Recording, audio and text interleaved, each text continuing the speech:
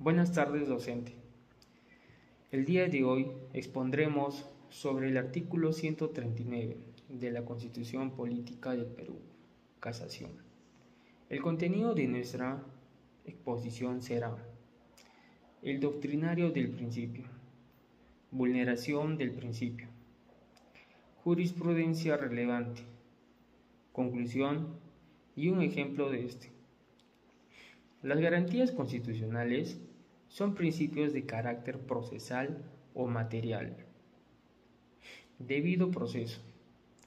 Esto quiere decir que nos garantiza que las reglas de organización judicial, competencia, trámites de los juicios y ejecución de las decisiones de justicia llevan a cabo respetando las garantías judiciales, constitucionales y legales vigentes.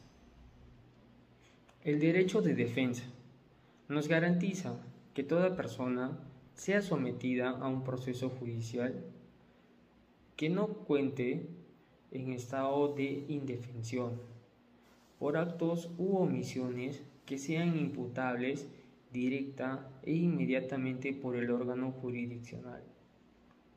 El incumplimiento de esto puede llevar a una sentencia con falta de motivación.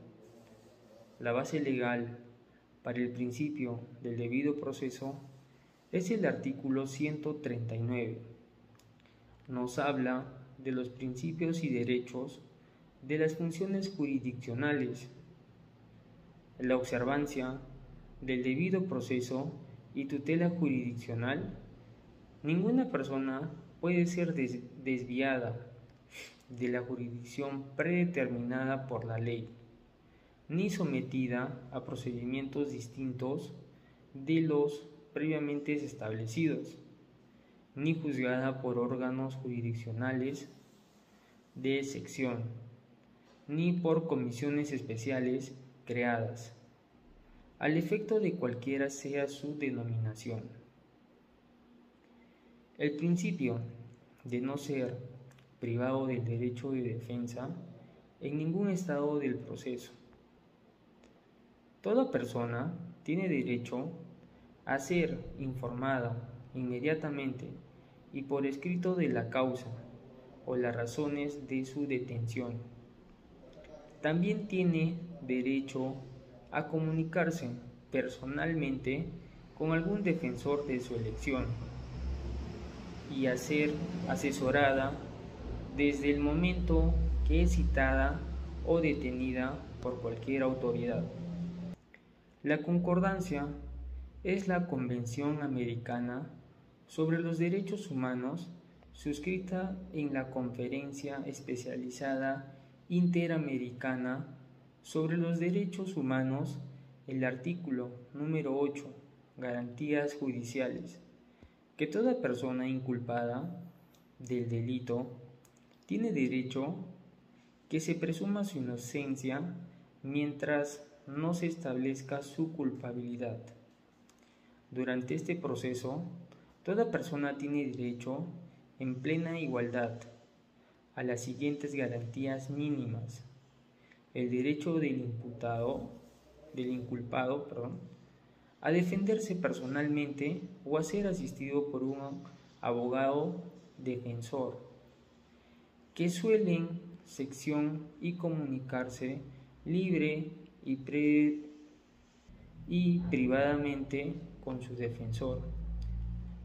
Por consiguiente, le cedo la palabra a mi compañero Pablo.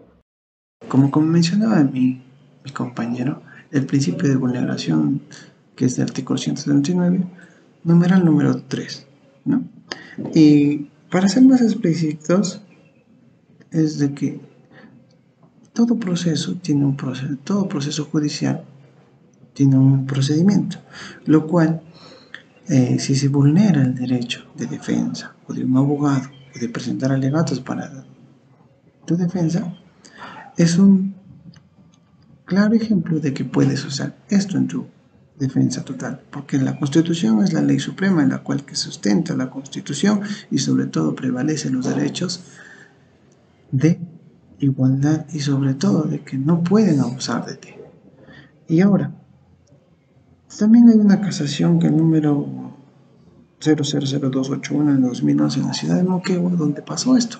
Al señor le implicaron un determinado delito, en lo cual él hace referencia de que no estuvo ahí y que no le llamaron a las audiencias, no le, ¿cómo se llama? Hicieron conocimiento de un abogado, ni para que pudiera presentar sus alegatos de defensa. Lo cual, ¿qué pasó? Pasó que ya transcurriendo y lo sentenciaron al señor. Y lo cual lo que pasó es que fue sentenciado a 3 años de pena privativa. Y lo cual él recurrió a esta instancia, que es la Tribunal Constitucional, donde le dio la razón. ¿Por qué? No hay el debido proceso, porque no pudo presentar. Y sobre todo, no hiciera, si es que en el caso no hubieran hecho presentar a su abogado una referencia, hubiera sido importante.